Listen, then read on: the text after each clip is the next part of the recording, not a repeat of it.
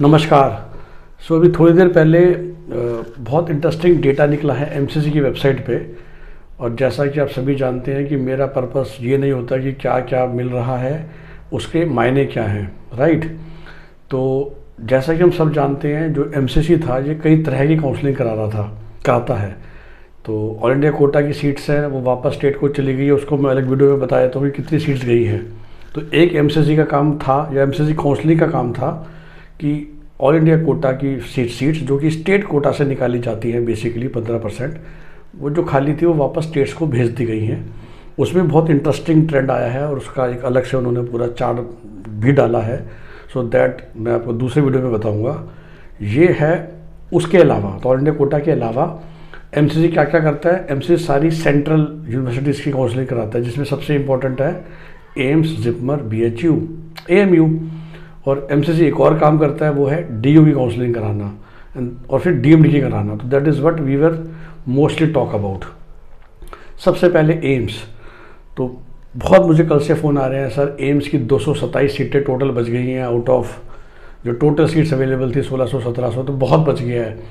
तो सर क्या हम एम्स में अप्लाई कर दें? तो मैं देखिए फिर से वही कहता हूँ कि इस समय अगर एम्स में बच रहा है और हमें पता था कि लास्ट टाइम कट ऑफ क्या गया है, तो एम्स दिल्ली में तो कोई मतलब नहीं सीट बचने का।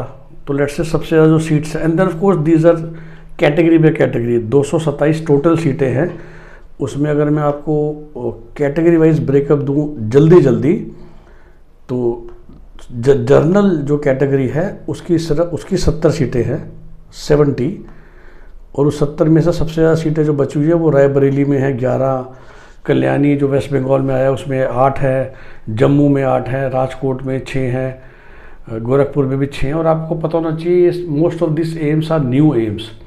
तो अभी उनमें वो डेवलपमेंट नहीं हुई है जो एम्स भोपाल में, आपको एम्स दिल्ली में मिलती है।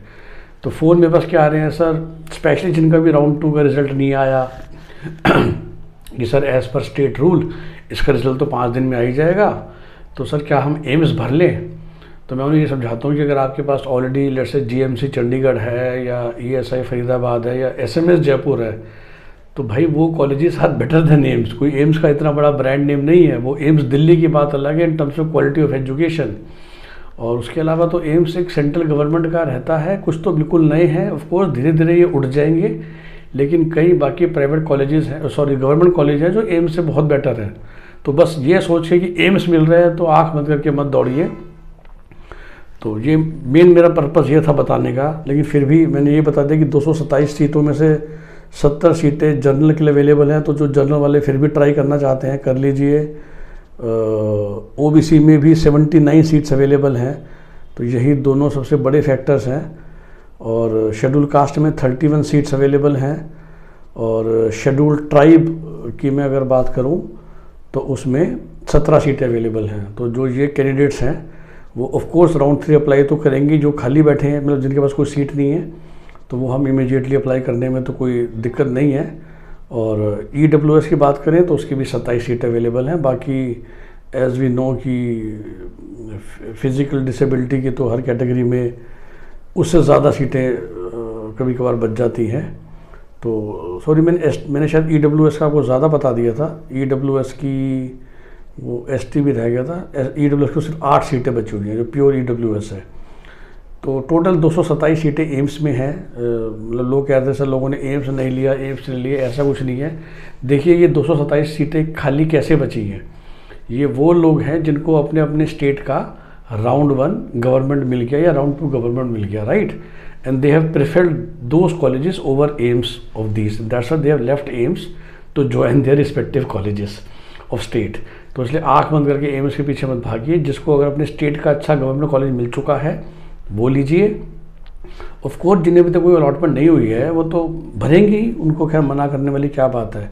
इंडिया में गवर्नमेंट सीट की एक अलग ही मज़ा है शुरू से। एएमयू इंटरनल कोटा में भी एमबीबीएस की 1 सीट अवेलेबल है, आप लोगों की जानकारी के लिए। तो वो 1 सीट ही बची है सिर्फ, जो एएमयू इंटरनल के लोग अब भरेंगे। अभी हम सिर्फ एमबीबीएस की बात कर रहे हैं। जो एएमयू ओपन होता है जो कि बाहर के लिए अवेलेबल था, 4 सीटें जनरल की अवेलेबल हैं, तो AMU आप भर सकते हैं जिनको भी तो सीट नहीं मिल रही है। BHU is a great college actually, और इसलिए BHU में कोई भी जनरल सीट नहीं है, 4 SC और 1 EWS के अवेलेबल है। तो BHU is over for general category OBC and ST।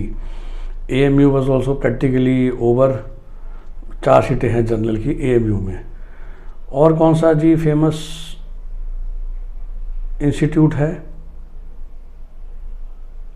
और हम आते हैं जो सबसे फेमस चलता है जिपमर, राइट।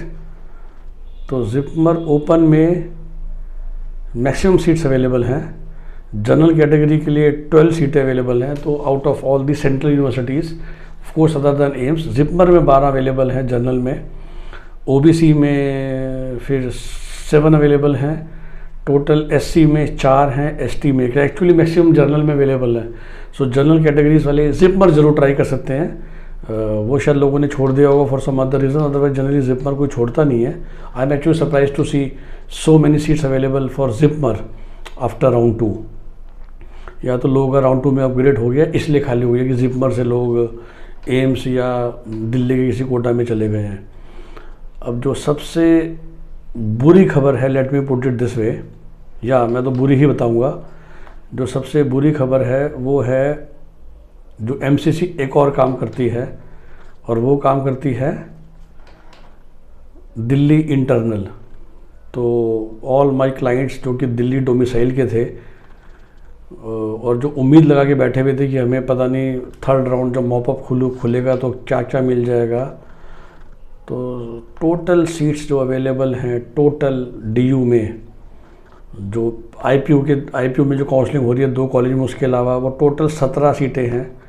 उसमें आपको पता है कि physical disability is actually major factor होता है, और उसको अगर मैं हटा दूं तो वेरी सॉरी टू से 1 सीट जनरल की लेडी हार्डिंग में और 3 सीटें OBC के लिए अवेलेबल हैं पूरे DU में।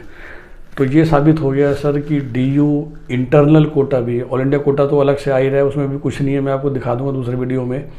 लेकिन इस केस में सिर्फ 1 सीट जनरल की अवेलेबल बच रही है राउंड 3 के लिए फॉर DU के जो 5 कॉलेज हैं जिनकी काउंसलिंग MCC कराती है, विच is LHMC, Maulana Azad, UCMS, Vardhman Mahavir and RML।